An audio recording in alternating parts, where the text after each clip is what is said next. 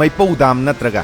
इथै मरु हाइबा दाम मरु ओइना पलेल कैथेलगा इराप लापनदबा मरमना मियामना पलेल दाम हाइनसु खंगनबेरे दाम असगी मरु ओइबा वारिसिंग खंगबिनबा वीडियो मखा ताना यंगियो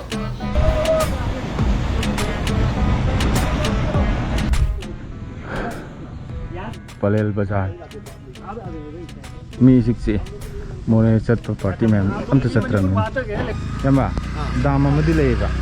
1 किलोमीटर अमा चंगगा संगाई दामना फजबदी फजब मोय थाराने ड्रोन गांगोन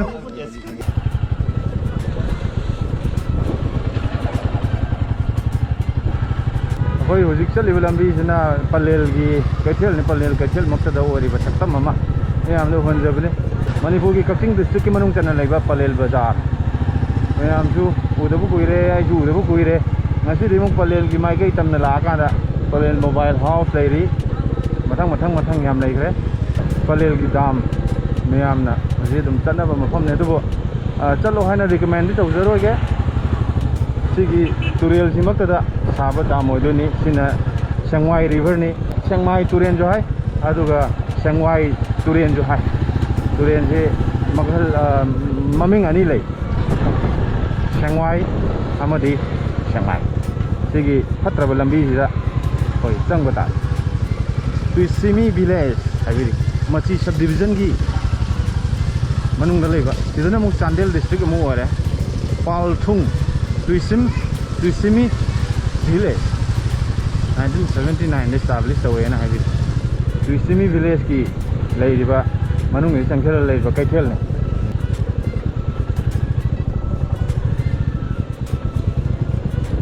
लंबी खंग मोय लाक्तरबा Good.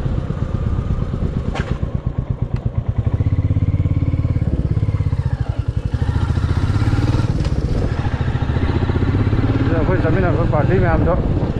करो मुझे करनो लाखरे मोहल्ला का तभी रोगी लंबी से खंगम तो मान रहे हो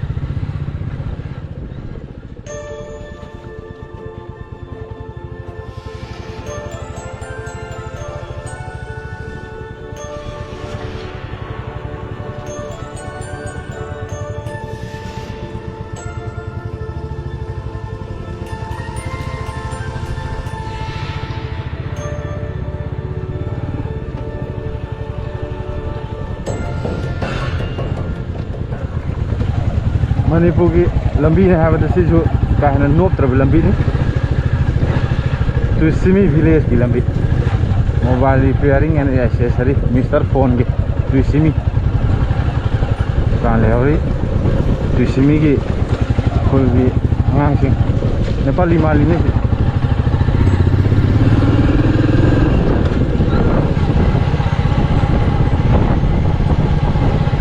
क्लिनिक में ले रहे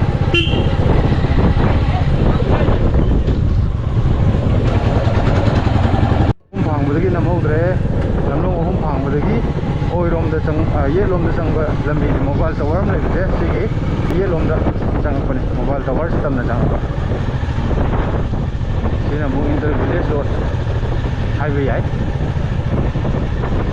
सिगी लंबी सिना याना खुल चंग लंबी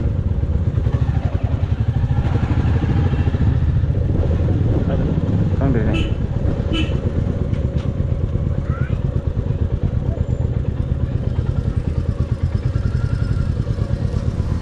दे मनिंग थंग कार खंगने असुमना पलेल कैथेलदगी नोंपोक तमना तुइसिमी विलेज लालगा लागा किलोमीटर अमगी मयादा चंगक्लबा मतुंगदा मैपौ दाम नत्रगा इथै मरु हाइबा दामने मरु ओइना पलेल कैथेलगा इराप लापनदना लैबा मरमना मियामना पलेल दाम हाइनसु खंगनबेरे लंगबल थागी मतम ओइबना अत्या इशंग संगबा मरक्ता अरुबा इसिंग असिना दाम की सरुक खरदा चेंथबा असिदा सासिनना फजबा मरमना थोइदोकना हेंदोकना मसक मसु थोकना फजरुबा नत्रबसु हौजिकमक्किदि मियामना पामनना येंगनबा मफम अमरि ओइरक्लि इंटरनेट की रिसोर्स सिंगदा दाम असिगी साखिबगी मतम साखिबगी वारी असिना सिंगबा फंगबा लैथ्रे हिरम असोमदा रिसर्च तौबीबा कानब ओइगनी थाजै दाम असिना कक्चिंग लौरेलगी इथै लखोंगी मरुओइबा इसिंग दाम असिदगी फंगनबा ngame Langgol tawa ala itu. Masa di langgol tawa ne. asida natana dam asiga nakna lairiba mafam maipaugi labuk sing ising tattana phanganba ngame kakching palel amadi naknariba mafam singi lau singu bada dam asina kanaba piri haiba yai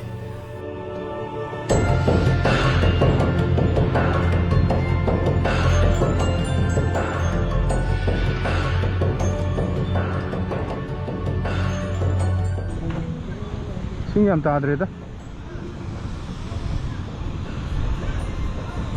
Ina dam gi Sangwai Turen gi Isiel da hamba dam.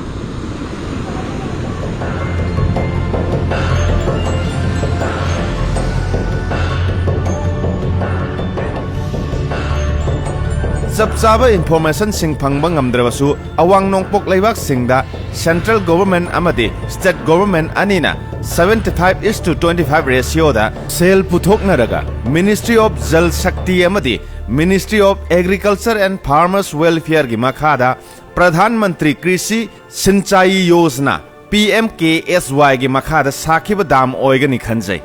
lalabada semtok piro takpirakpa khudingmak loksinjari क्या जगह है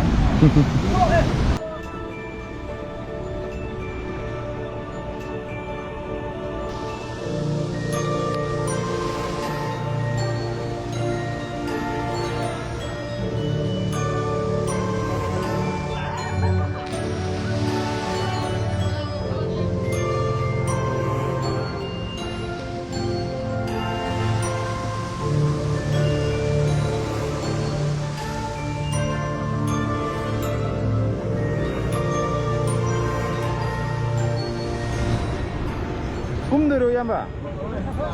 Kumoy.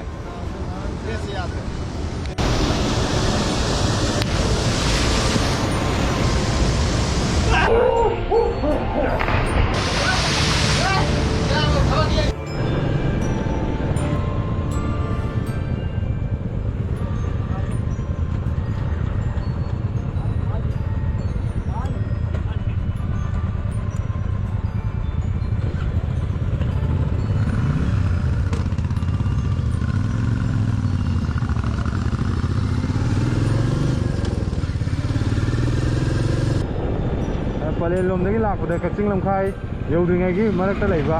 stop amadi atai mafam sing lala lakdari se sidai di stop lore sidai di dum chumna dum thaugi yare se ko se smai leiba somna kan dai lakko organa pulap laktar gari asigi stop sidai mo khame aibadi imphal lom dagi palel tamna lakko organa si stop sidai mo khame duga mo palel lom dagi imphal lom da lakko kana somna kan side sidai road ki oirom side ta stop om lai dia mo khame kai selino kai dai la ino na ma hambi asin masih palel sa luge paudong